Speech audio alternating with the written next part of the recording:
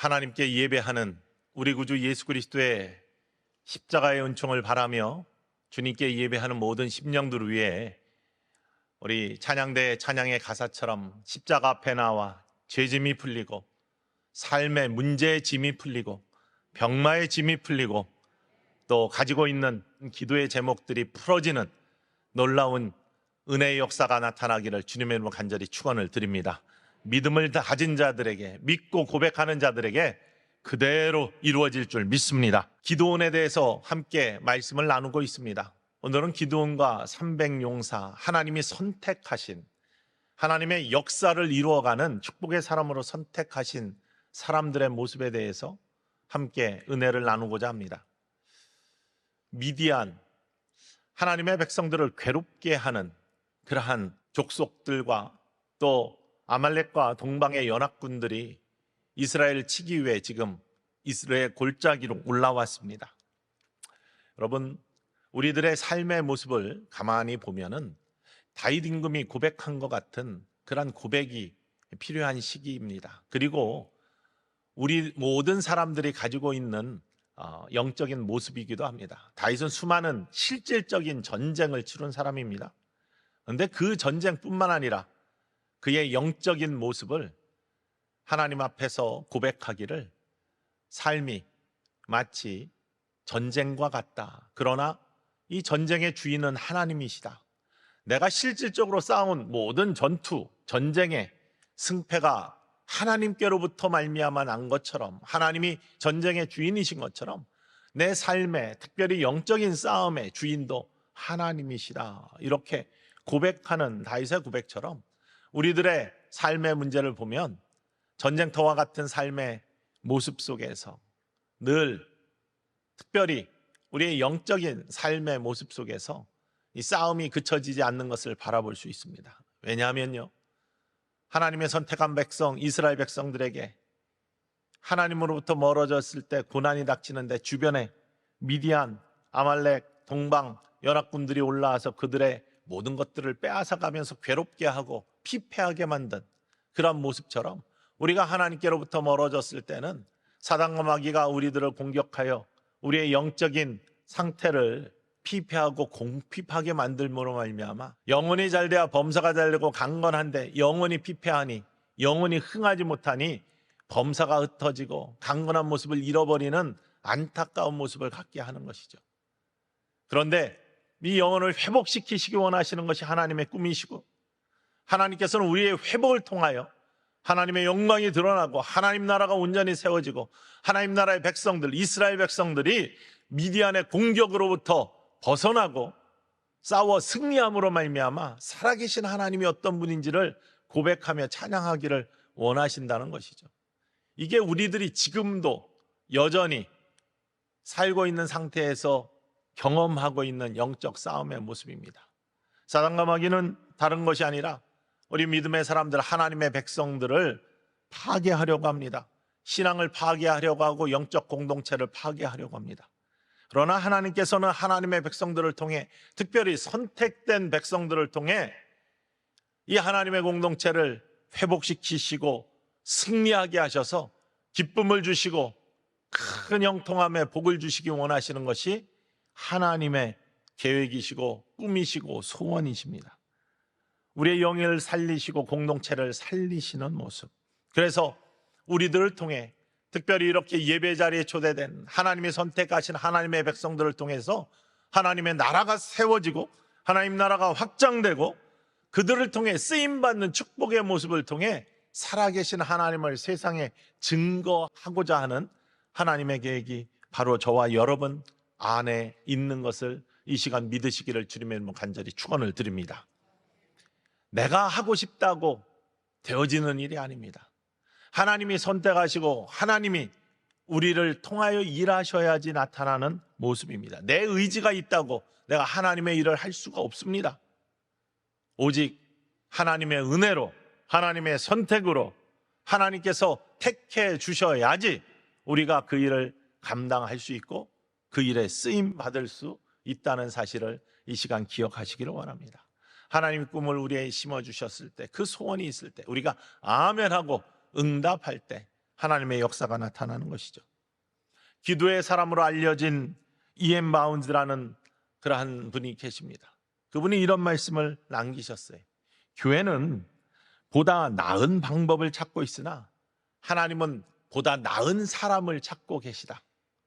하나님은 사람을 찾고 계시고 그 사람을 세우시고 사람을 선택하셔서 사람 속에서 함께 일하시고 그 일하심으로 말미암아 하나님의 뜻과 하나님의 섭리와 하나님의 기적과 하나님의 놀라운 능력들을 이 땅에서 드러내고 계시다는 사실입니다.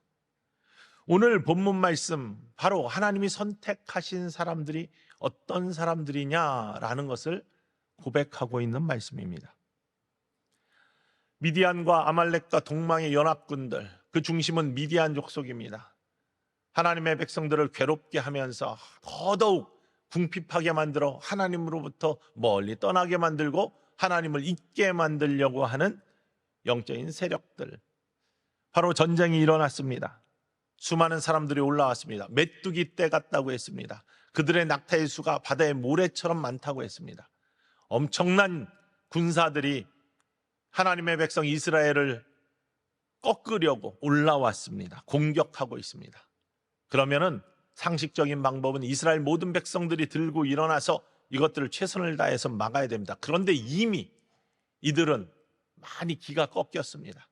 그동안 미디안한테 당하면서 패배의식에 사로잡혀 있었고 힘이 없었습니다. 그래도 하나님께서 그 가운데 기드온을 택하셔서 큰 용사여, 내가 일어나 나의 백성을 지키고 미디안을 물리쳐라 라고 하는 명령을 듣고 하나님의 기적의 체험들 속에서 확신과 믿음을 가지며 군사를 모집했습니다. 나팔을 불었습니다. 아비에셀의 족속들이 함께 모였습니다. 므낫세 지파가 모였습니다. 스불론 다른 지파들도 함께 모였습니다. 32,000명이 모였습니다. 더 많을수록 좋습니다. 왜냐하면 상대 병사들이 많으니까. 사단의 공격들이 세지면 더 많은 그러한 우리들로 군사가 있어가지고 좀 물리쳐주면 훨씬 더 좋겠다. 이게 일반적인 상식적인 모습입니다. 그런데 하나님은 다른 모습으로 하나님의 뜻들을 펼쳐가십니다. 우리들은 하나님의 모든 계획들을 다 이해할 수 없습니다. 나중에 하나님이 왜 그러셨는지 하나님 앞에 서야 이해가 되겠죠. 그러나 인생을 살면서 우리가 이해하지 못할 많은 일들이 우리 가운데 생깁니다. 하지만 하나님의 말씀이면, 하나님의 명령이면, 하나님의 소원이면 순종할 수 있기를 주님의 이름으로 간절히 축원을 드립니다. 그것이 최고의 길입니다. 그리고 그 속에 하나님의 능력이 함께 숨어 있습니다. 오늘의 말씀을 통해서 몇 가지 영적 원리를 발견할 수 있는데, 그 첫 번째는 하나님의 선택, 그것이 얼마나 귀한 것인지 먼저 발견할 수 있습니다. 하나님께서는요, 사람을 선택하여 일하십니다. 하나님은 혼자 일하지 아니하신다고 여러 번 말씀드렸습니다. 하나님은 바로 저와 여러분, 이렇게 예배드리러, 주님을 바라보러, 또 하나님의 쓰임에 합당하게 마음속에 얼단이 있는 많은 사람들을 통해서 그들을 선택하여 일을 하십니다. 그런데 우리가 내가 필요해서 내가 알아서 교회 나온 것 같지만 아닙니다. 성경과 또 진리는 선포합니다. 선택의 주체가 하나님이시라는 것. 우리는 하나님께로부터 선택받은 하나님의 백성임을 믿으시기를 간절히 주님의 이름으로 축원을 드립니다. 우리가 하나님을 선택한 게 아닙니다. 여러 종교 중에 내가 하나님 필요해서 하나님 선택했어가 아닙니다. 하나님이 여러분을 사랑하시고 귀히 여기셔서 여러분을 선택해 주셨고 이 자리에서 예배 드릴 수 있도록 여러분을 인도하신 줄 믿으시기를 주님의 이름으로 간절히 축원을 드립니다. 선택하시는 기준이 있습니다. 이 영혼을 통해서 내가 나의 이름을 드높이고 영광스럽게 할 수 있는 귀한 통로로 쓰임받을 수 있겠구나 라고 우리들을 귀히 여기셔서 선택해 주셨다는 사실입니다. 그래서 존귀와 영광의 관을 씌워주셨다, 성경이 고백하고 있습니다. 그런데 하나님이 선택의 기준이 있는데 선택하지 않는 사람이 있고 선택해 주시는 사람들이 있습니다. 그 가장 귀한 기준이 오늘 본문 말씀에 소개되고 있는, 하나님은 교만하지 않은 자를 사랑하시고 좋아하십니다. 교만하지 아니하고 겸손한 자를 사랑하시는 줄 믿으시기를 원합니다. 겸손한 자를 선택하셔서 글을 쓰십니다. 근데 사람들은 겸손하기가 쉽지가 않습니다. 교만하지 않기가 쉽지 않습니다. 조금만 무엇을 가지고 있어도, 조금만 하나님이 주신 것들을 누리고 있어도 사람은 겸손해지기가 쉽지가 않습니다. 그것이 다 나의 능력으로 이룬 것 같고, 나의 힘인 것 같고, 내가 무엇이든 할 수 있을 것 같고, 이런 생각으로 빠지기 쉬운 게, 미혹되기 쉬운 게, 유혹되기 쉬운 게 우리들의 인생의 모습입니다. 그래서 때로는 하나님께서는 내 힘으로 내가 이렇게 하는 것들을 꺾기 위해서 우리에게 시련도 주시고 문제도 주시죠. 오늘 본문 말씀에 보면 32,000이라는 사람들이 모여들었습니다. 근데 하나님께서는 인원 다 필요 없어.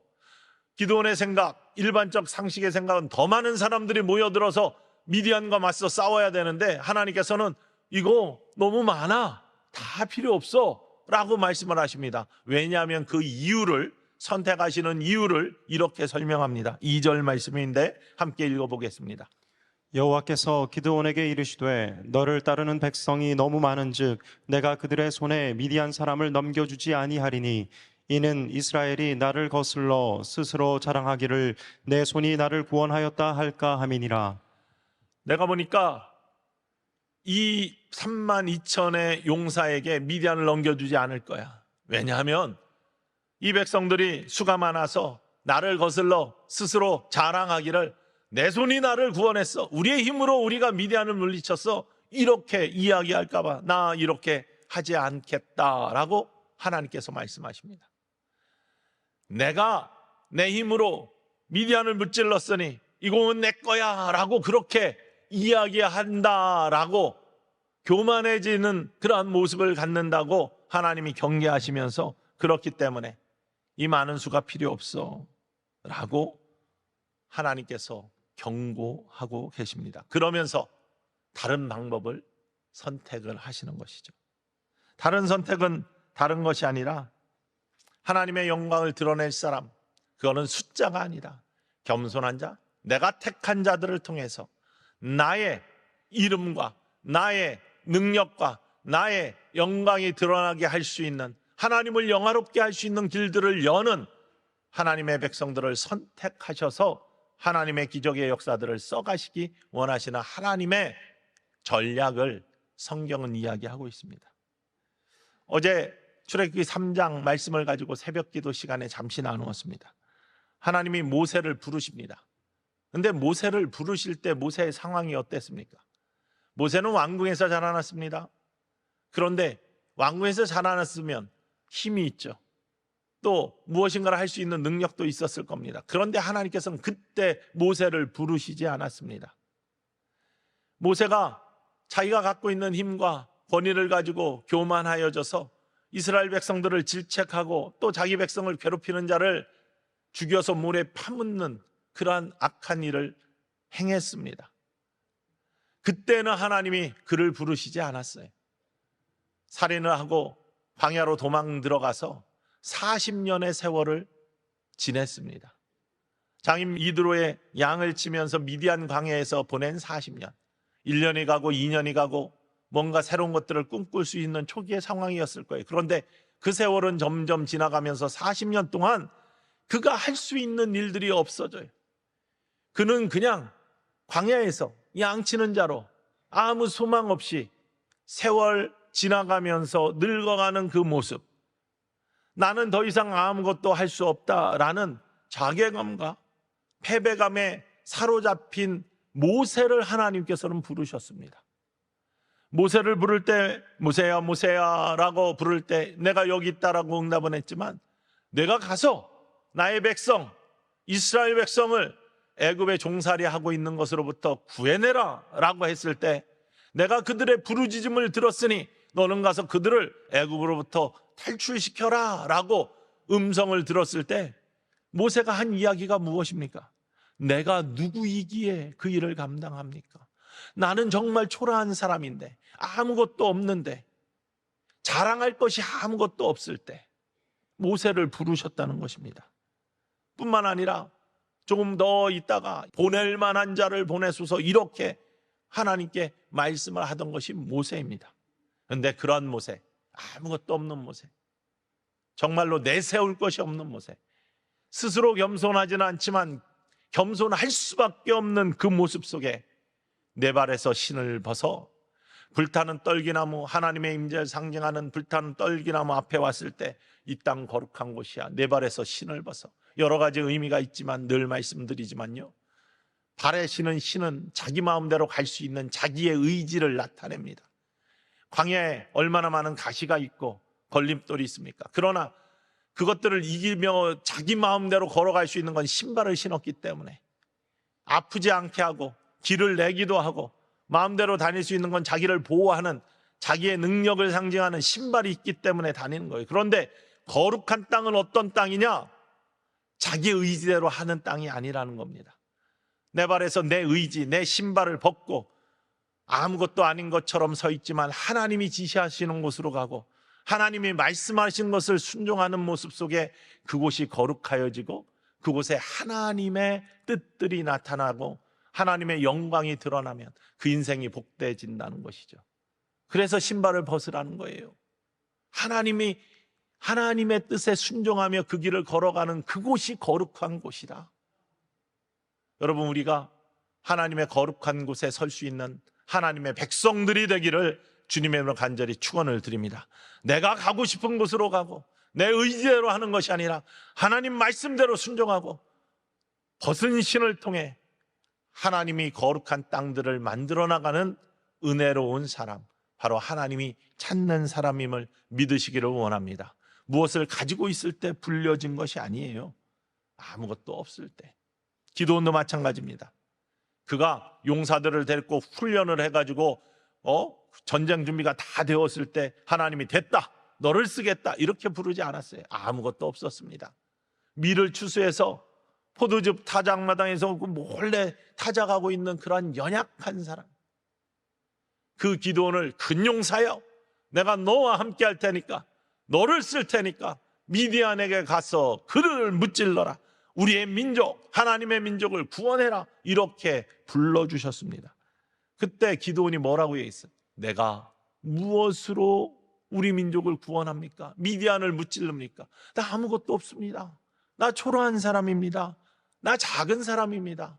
이렇게 하나님 앞에 항변합니다. 스스로 겸손해지는 게 아니에요. 겸손할 수밖에 없는, 하나님 앞에 굴복할 수밖에 없는 상태에서 하나님은 부르십니다. 그런데 하나님께서는 내가 너와 함께한다, 내가 너와 함께한다 약속하시면서 기도원을 부르셨습니다. 우리도 그렇지 않습니까? 여러분 언제 부름 받았습니까? 언제 하나님께서 여러분을 택해 주셨습니까? 언제 하나님께서 여러분을 불러서 하나님의 자녀로 초대해 주셨습니까? 내가 잘 나갈 때, 내가 뭔가 가지고 내 힘대로 멋지게 인생을 살 때, 그럴 때는 하나님의 음성이 안 들려요. 겸손하지 않기 때문에, 교만하기 때문에. 그런데 위기에 처했을 때, 약할 때, 병마가 찾아왔을 때, 정말 혼자는 해결할 수 없을 때, 정말 외로워서 어찌할 수 없는 광야에 홀로 선 것 같은 모세와 같은 모습으로, 기드온과 같은 모습으로 연약해져 있을 때 하나님 우리를 불러주세요. 우리의 능력을 보고 부르시는 게 아닙니다. 하나님은 그 속에서 우리를 내어드릴 때 하나님의 능력을 부어주셔서 일할 수 있는 겸손한 자를 찾기 때문임을 믿으시기를 주님의 이름으로 간절히 축원을 드립니다. 우리를 언제 또 부르시냐? 우리가 의인이었을 때, 완전할 때 부르신 게 아니에요. 우리가 죄인이었을 때 우리를 불러주셔요. 십자가 바라보며 우리가 죄인임을 깨닫는 은혜가 있어야 하나님의 사랑과 하나님의 은혜의 감격을 느낄 수 있는 것이죠. 내가 의롭다, 내가 완전하다 할 때는 십자가 아무리 바라봐도 그 속에 능력도 안 보이고 은혜도 안 보이고 사랑도 보이지 않는 겁니다. 그래서 로마서 5장 8절 말씀에 이렇게 고백하죠. 읽어볼까요?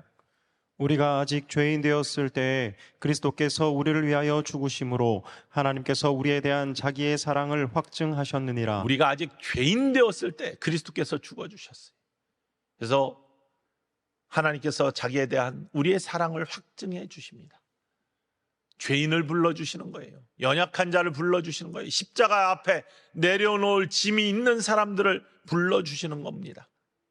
그래야지 그 안에 하나님이 역사하시는 거예요. 나를 비울 때 역사하시는 하나님, 내 안에 나의 것으로 가득 차 있을 때는 하나님의 설 자리가 없다니까요.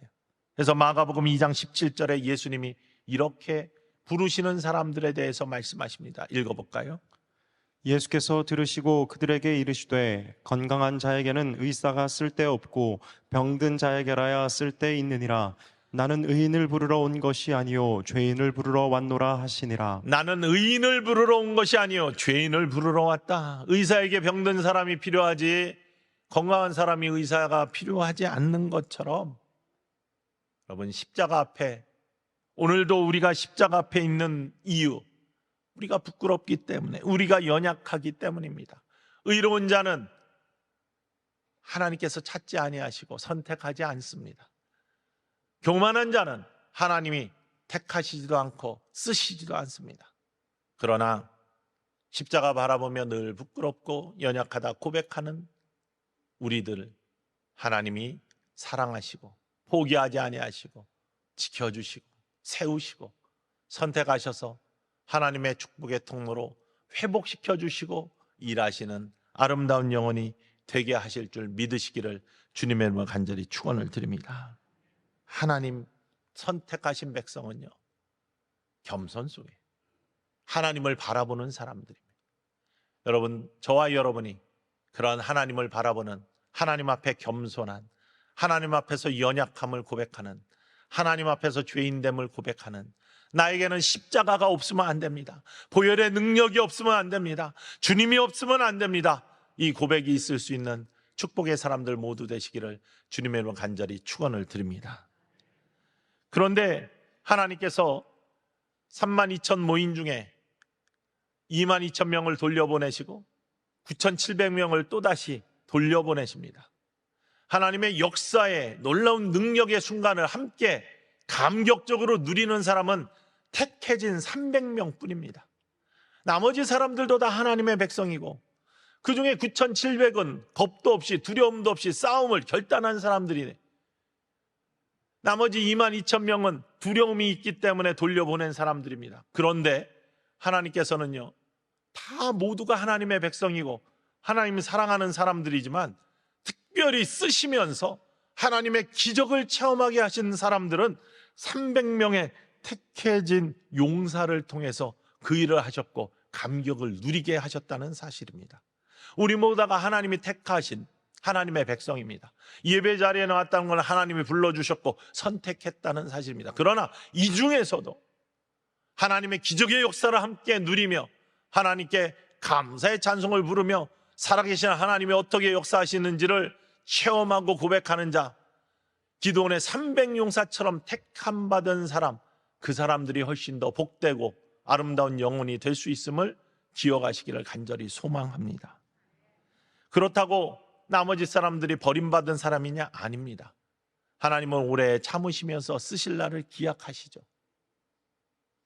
그저 억지로 하지 아니하고 정말로 참 기쁜 마음으로 십자가 지고 갈 수 있는 사람들이 되기를 원하십니다.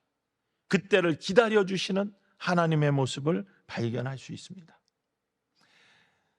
때로는요, 오늘 본문 말씀에 어떤 모습이냐, 32,000명이 모여 있는데 하나님께서 이 인원 다 필요 없어. 왜냐하면 이 인원 다 나가서 싸워서 이기면 너무 많은 숫자, 우리가 내 손으로 미디안을 물리쳤다라고 자기 자신을 자랑하고 교만해질까 봐 다 필요 없다. 살아계신 하나님이 이렇게 말씀하세요. 내가 너희와 함께 일하는 것들을, 기적의 역사를 보여줄 테니 나를 믿고 내 말에 따라. 겁을 가지고 두려움을 갖고 있는 사람들은 집으로 돌아가라고 해. 기도원이 다 외칩니다. 22,000명이 집으로 돌아갑니다. 10,000명이 남았습니다. 그런데 이것도 많아. 그러니 물가로 내려가서 물을 먹이게 해. 물을 먹이게 하는데 두 가지 방법의 모습으로 구분이 됩니다. 한 모습은 무릎을 꿇고 시내에 흐르는 물을 입으로 직접 마십니다. 한 무리는 손으로 물을 딱 떠서 개가 핥아먹는 것처럼 손에 있는 물을 핥아 먹습니다. 이렇게 핥아 먹는 사람은 300명이고 무릎을 꿇고 직접 물을 먹는 사람은 9,700명입니다. 그런데 하나님께서 이렇게 두 무리를 나누시고 상식적으로 생각하면 더 많은 무리가 다 두렵지 않은 용사들인데 9,700이 나한테 붙으면 좋을 것 같은데 하나님은 그렇게 말씀하지 않으시고 9,700명도 집으로 돌려보내. 나에게 이 300용사만 있으면 충분해. 수가 중요한 게 아닙니다. 하나님이 택해 주신 사람이라는 것이 중요한 것이죠. 다른 사람들이 버려진 것이 아니라니까요. 함께 하나님의 백성이라니까요. 전쟁에 이기면 함께 기뻐한다니까요. 그러나 그들은 다음에 쓰임받는 사람이죠. 중요한 것은요, 기적의 역사 속에, 싸움 속에 함께하면서 살아계신 하나님을 느끼고 체험하는 사람은 택해진 300용사라는 겁니다. 제가 2001년도에 미국에서 박찬호 선수가 한참 활약할 때인데 다저스 스타디움에서 17승 완봉승을 할 때 우리 가족들이 그 자리에 함께 있었습니다. 아마 밖에 있었어도 완봉승을 메이저리그에서 박찬호가 17승을 해. 박찬호 선수 대단하다. 우리나라 대단하다. 이렇게 좋아했을 겁니다. 근데 그 자리에 있으니까요. 더 신나더라고요. 더 자랑스럽더라고요. 아주 내가 한국 사람임을 되게 신나하면서 그 자리에 있었습니다. 애나하임 구장에서 일본하고 WBC 경기를 한 적이 있습니다. 야구 경기를. 이종범이라는 선수가 탁 3루차를 쳐가지고 태극기를 마운드에 딱 꽂고 그런 순간이 있었어요. 그 자리에 우리 교인들하고 함께 가가지고 응원들을 했었거든요. 밖에서도 너무 신나했었는데 그 자리에 있는데 얼마나 감격스러운지 알 수 없더라고요. 여러분, 감격의 순간에 그 자리에 있는 것이 얼마나 큰 기쁨인지. 이스라엘의 수많은 백성들이 하나님의 선택된 백성이었지만 특별히 하나님께서 선택해서 300용사로 선택되어서 죽음을 각오하고 했지만 그 자리에서 하나님의 영광을 드러낸 그들은 남들이 누리지 못하는 기쁨을 누리는 축복의 사람이 되었다는 사실입니다. 그러나 그러지 못한 사람들은요, 억지로 할 수가 없는 거예요. 그러면 나중에 탈이 납니다. 시기와 질투와 원망과 자랑이 그들 마음속에 싹트기 시작하는 거죠. 그러나 그들은 버림받은 영혼들이 아닙니다. 함께 기뻐하는 영혼들입니다. 여기에도 마찬가지입니다. 교회 일을 할 때 내가 좀 안 한다고 나는 버림받은 사람이야, 아니면 나는 소외된 사람이야, 이런 생각하지 말라고 드리는 말씀이에요. 하나님은요, 또 기회를 주십니다. 또 선택해 주십니다. 하지만 더 중요한 것이 지금 선택받은 사람들이 하나님의 기적의 역사를 체험하는 놀라운 은혜 속에 있는 감격의 사람이 될 수 있다는 사실이 더 중요하다는 것을 기억하라는 말씀입니다. 제가 미국에 있을 때 안수위원회라는 활동을 오래 했습니다.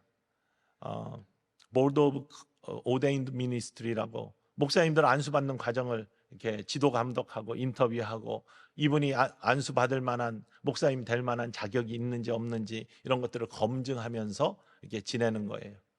미국에서 감리교 목사님이 되려면은 일반 대학을 일단 해야 돼요. 그래야지 신학교를 들어갈 수 있습니다. 신학교 3년 과정인데 3년이 빡빡하기 때문에 보통 3년에 졸업하는 사람도 있지만 보통 4년 정도씩 합니다. MDB 과정을. 그렇게 하고 나서 안수 과정에 들어오면 3년 이상이 걸립니다. 안수 받기까지. 그러한 과정들을 통해서 목사님이 되는데 요즘 들어오는 분들이, 여자분들이 참 많이 안수 과정에 들어옵니다. 물론 남자와 여자를 구분하는 건 아닙니다. 가장 귀한 안수 과정 캔디데이트이 누구냐면 백인 남자입니다. 거의 안 옵니다. 올해 우리 감리교단 3개 신학교가 있는데 감리교 신학대학, 모건대학, 협성대학 3개 신학교 전부 다 미달입니다. 형편없이 미달입니다. 목사님 데려오고 하는 사람들이 없습니다. 미국도 마찬가지로 많은 사람들이 목사님 데려오고 그 과정에 들어오지 않습니다. 그런데 가장 귀한 안 들어오는 사람이 백인 남자, 가장 많이 필요로 해요. 여전히 백인교회가 가장 크니까. 그런데 백인 남성들이 가장 안 들어와요. 가장 많이 들어오는 사람들이, 그러니까 마이너리티 여성들이 많이 들어옵니다. 근데 그 중에서도 세컨 커리어로 들어오는 사람들이 많이 있습니다. 무슨 일을 하다가 그것이 중단이 되었어요. 무슨 일을 찾다가 보니까 목사라는 직업으로 보는 거예요. 좋은 것 같아. 그냥 편한 것 같아. 미국에는 신방도 안 다니고 일주일에 한 번 설교하는 교회들이 참 많습니다. 오피스 아워라고 해서 몇 시부터 몇 시까지 교회는 세크레터리가 다 반드시 다 있어야 되고 이렇게 해가지고 다 세팅을 해줍니다. 미국 교회들은 그렇습니다. 그러니까 이 과정에 들어가서 목사가 되면 미국은 또 72세 은퇴입니다. 그러니 72세까지는 안정되게 있을 수 있겠구나. 이런 마음으로 소명이 아니라 직업으로 바라보고 들어오는 사람들이 있어요. 그러면 안수 과정에서 그런 분들 인터뷰를 해봅니다. 그리고 과정들을 해봅니다. 그러면 반드시 드러나게 되어 있습니다. 하나님의 선택, 하나님께서 지명하여 불러주셔서 온 사람이 아니라 나의 안위와 직업을 위해서 온 사람들이 드러나요. 그러면 오늘처럼 집으로 가세요, 그렇게 합니다. 그러나 그렇다고 그들이 버림받은 게 아닙니다. 꼭 목사가 되어야지만 하나님의 일을 하는 것이 아니기 때문에 좋은 평신으로 섬길 수 있고 또 다른 소명의 기회가 하나님께서 주실 수도 있는 것이죠. 그것들을 꿈꾸며 하지만 실질적으로 목사가 되어서 하나님의 꿈을 함께 이루어가는 일에는 함께 하지 못한다는 사실입니다. 그렇기 때문에 더 중요한 것은 세 번째로요, 기드온과 300용사처럼 하나님의 택함을 받은 사람은 축복의 사람이라는 것을 기억하시기를 주님의 이름으로 간절히 소망합니다. 여러분 중에 특별히 하나님의 마음에 소원을 주셔서 내가 너를 쓰겠다, 내가 너를 사랑한다, 내가 너를 통해 일하겠다라는 마음을 주시고 거기에 아멘 하셔서 택함을 받은 영혼은 정말로 복된 영혼임을 고백하실 수 있기를 주님의 이름으로 간절히 축원을 드립니다. 축복의 사람입니다. 축복의 사람이 아니고서는 하나님이 택해 주시질 않아요. 보세요. 두려움이 갖고 있는 사람들 가라. 두려움이 없어도 9,700명은 가서 대기하고 있어라 라고 하시는 것이 하나님의 뜻입니다. 그러나 300명만 택함을 받고 하나님이 미디안을 물리치는 놀라운 기적의 역사를 몸소 체험하며 감격을 누릴 수 있었다는 사실입니다. 그러니 얼마나 축복의 사람입니까? 우리도 마찬가지입니다. 하나님께서는요, 우리들을 선택하셔서 쓰시기 원하시는데 거기에 선택된 자들은 놀라운 축복을 누리는 사람임을 기억하시기를 주님의 이름으로 간절히 축원을 드립니다. 하나님이 선택하신 사람, 그리고 하나님께서 그 속에서 일하시는 사람들은 너무나 귀한 자들이기 때문입니다. 300용사들, 바로 그 사람들을 통해서 하나님께서는 미디안을 물리치는 놀라운 기적의 역사를 써 가셨습니다. 이 선택받은 사람들이 얼마나 귀한 사람들이냐. 지금도 마찬가지입니다. 선택받아서 하나님의 일들을 하는 사람들은 축복의 사람이고 귀한 사람들이에요. 우리 교회가 하나님의 선택받은 귀한 백성들을 통해서 여기까지 왔습니다. 그리고 이 유성 땅에 새 성전이 지어지고 비전센터가 지어지고 하나님의 놀라운 일들을 하셨습니다. 그래서 4월 16일 날 우리가 전성교회 새성전 봉헌 감사 예배를 하나님 앞에 드리려고 합니다. 봉헌 감사 예배는 다른 것이 아니라 하나님께서 일하시고 하나님께서 축복하셔서 이곳에 하나님께서 귀한 성전과 비전센터를 허락하시고 우리에게 새 꿈을 주셨다는 믿음의 고백이 있는 예배입니다. 그래서 그 예배는 감사가 있어야 되고 소망이 있어야 됩니다. 감사는 먼저는 하나님께 대한 감사예요. 두 번째는 믿음의 선진들에 대한 감사입니다. 뿐만 아니라 감사로 과거로 끝나는 것이 아니라 이 땅에 주신 하나님의 새로운 꿈, 소망을 선포하고 비전을 선포하며 하나님의 꿈을 이루어드리는 믿음의 결단, 선택받은 사람들의 믿음의 결단이 있는 예배가 봉헌의 예배입니다. 감리교 예식서에 보면은 봉헌의 예배는 어떤 예배냐? 이 모든 것들이 하나님이 하셨고 하나님께 모든 것들이 하나님 것이니 하나님께 드립니다 라고 고백하는 예배라고 되어 있습니다. 그렇기 때문에 이 예배 속에 우리는 우리 자신의 여기 있는 선택받은 모든 사람들의 하나님을 향한 놀라운 은혜의 고백, 감사의 고백과 함께 하나님의 꿈에 나를 선택해 주셔서 감사합니다 라는 그러한 놀라운 은혜의 고백들이 함께 있는 예배가 되기를 주님의 이름으로 간절히 축원을 드립니다. 빌립보서 2장 13절 말씀 다시 한번 기억하기를 원합니다.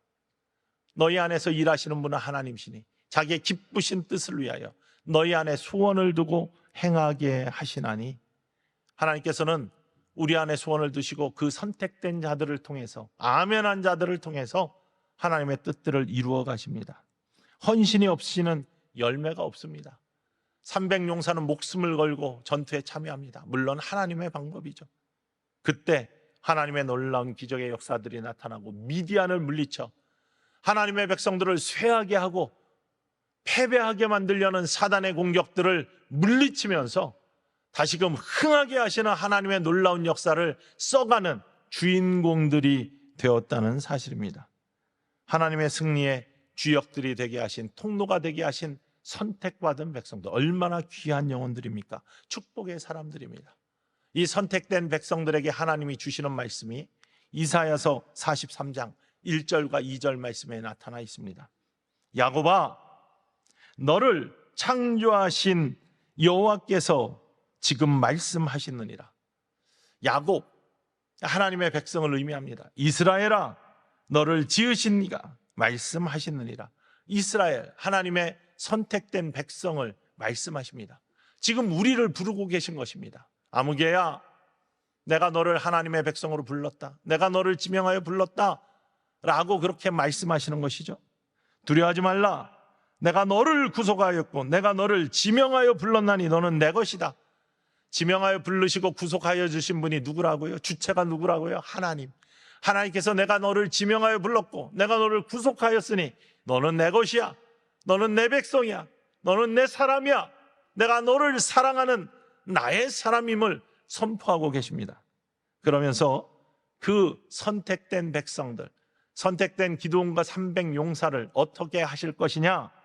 물 가운데로 지날 때 내가 너와 함께 할 것이라. 강을 건널 때 물이 너를 침몰하지 못할 것이며 라고 했어요. 강을 건널 때 물이 너를 삼키지 못하게 내가 보호할 거야. 불 가운데로 지날 때 타지도 아니할 것이요 불꽃이 너를 사르지도 못할 것이다. 내가 물 가운데로 지나갈 때도 물이 해하지 못하고 불 가운데로 지날 때 불꽃이 타지도 못하게 하고 불이 삼키지도 못하게 너와 함께하고 너를 보호해. 내가 선택한 나의 백성은 내가 지켜 나의 것이니 내가 너를 구속하였고 내가 너를 지켜줘. 아무리 연약한 상태에서 부름을 받았어도, 모세처럼 40년 광야에서 아무것도 할 수 없는 상태에서 부름을 받았어도, 기드온처럼 아무것도 없는 곳에서 부름을 받았어도, 우리가 아무리 연약해 있는 상태에서 부름을 받았어도, 아무리 병들어 있는 상태에서 부름을 받았어도, 아무것도 가지고 있지 않는 상태에서 부름을 받았어도, 하나님이 나를 불러주신 것은, 나를 택해 주신 것은 내가 너를 구속하였고 내가 너를 지명하여 불렀고 내가 아직도 죄악 속에 있지만 내가 너를 부른 것은 십자가의 은혜로 너를 깨끗이 씻기고 거듭나게 함으로 말미암아 너는 내 것이야, 나의 백성이야. 내가 어디에 있든지 너를 지켜줄 거야. 불이 타지 않게 하고 물이 침몰하지 못하게 할 거야.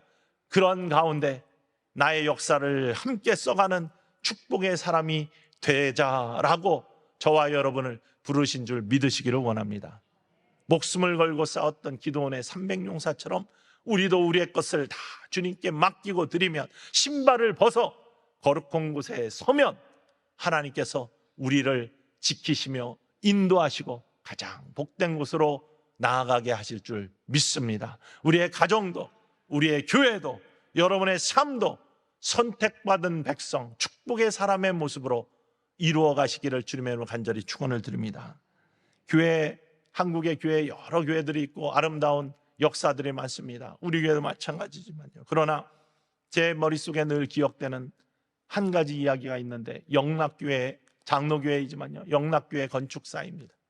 영락교회가 해방 후에 이북에 있는 사람들이 내려와서 서울역 주변에서 많이 살았습니다. 그러면서 교회가 시작이 되었는데 한경직 목사님이 시작하신 교회이죠. 그때는 영락교회가 아니라 무슨 배단위 선교교회인가 뭐 이름이 그랬습니다. 천막을 치고 교회를 시작했습니다. 그런데 홍수가 와가지고 천막이 무너지고 교회가 하기가 힘들어지자 건축을 결심을 하셨습니다. 그러면 선포를 하셨죠.